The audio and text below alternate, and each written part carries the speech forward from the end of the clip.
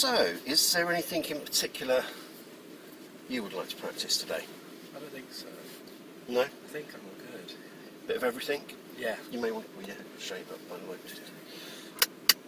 Yeah. That's it, cool. Right, okay. Well, this is the last sort of official practice session, isn't it? Yeah. Before you test. So, let's put a little plan in place.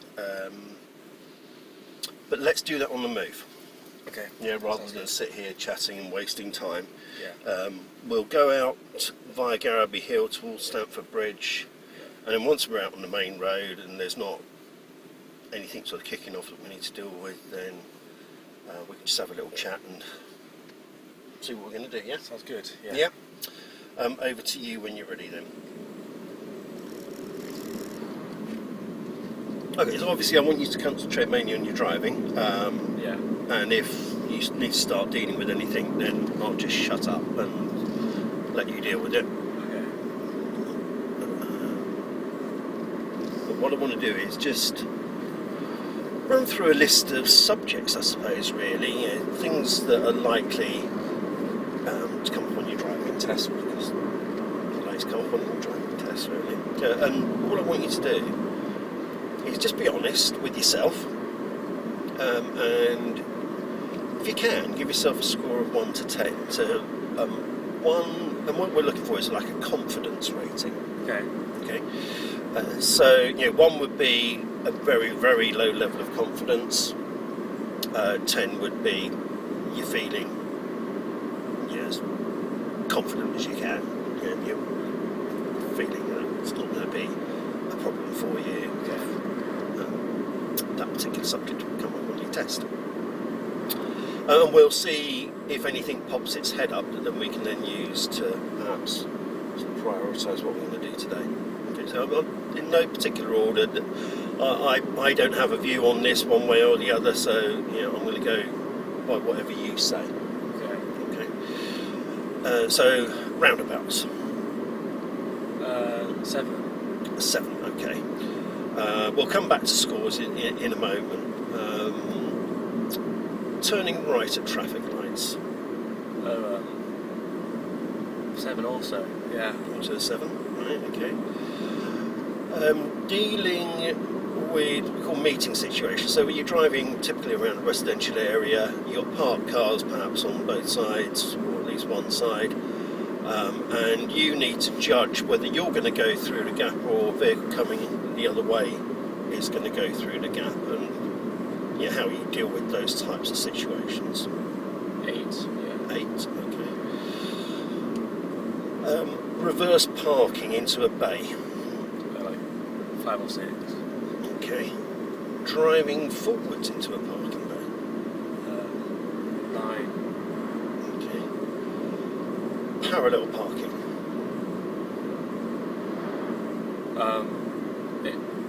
Fine, like 10 if there's no cars, but if there's cars, I have to get in a gap to like a parallel thing, about a 1.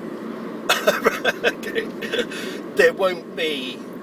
You won't get presented with a situation where you need to reverse into a tight space between two cars. Okay, great. It won't happen on your test, I promise you. Yeah. They don't want to run the risk of you getting it slightly wrong and then you're hitting something. So there'll only ever be one car, and then there'll be a massive space behind it.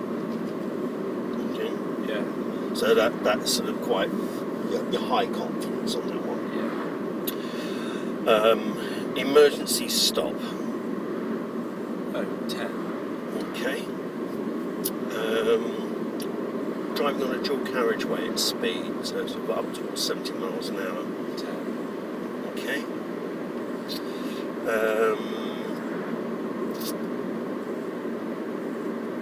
Just basically reading your environment, so being aware of what's coming up down the road and being aware of what's going on behind you as well.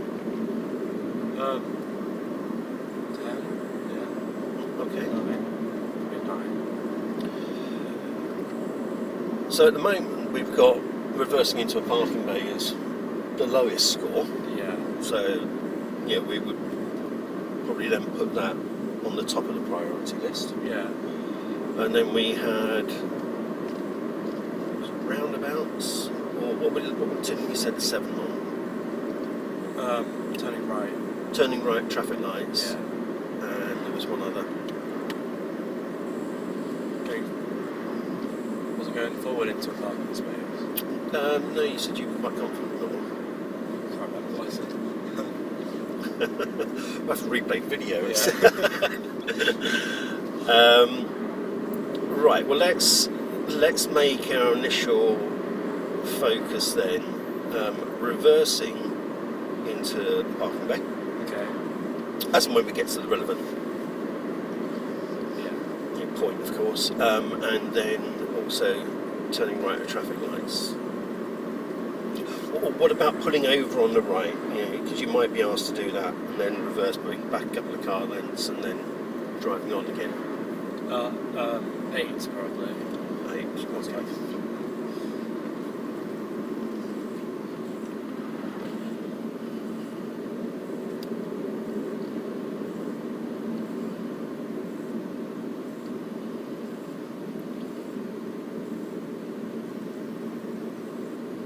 I think 7 was roundabouts as well, wasn't it? Yeah.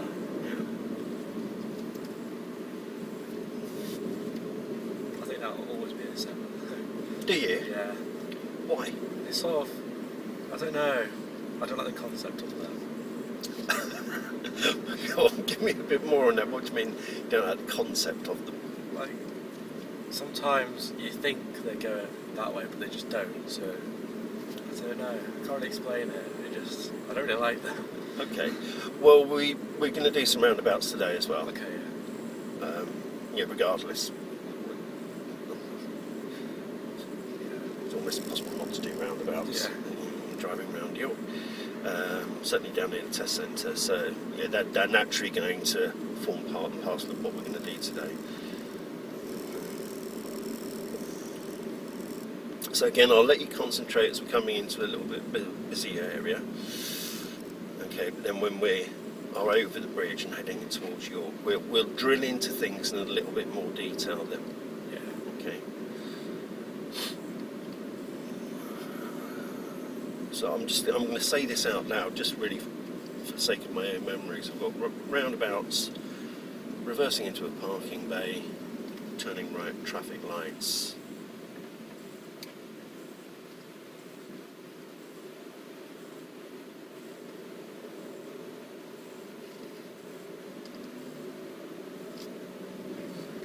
And possibly pulling over on the right, reversing back and then driving off again.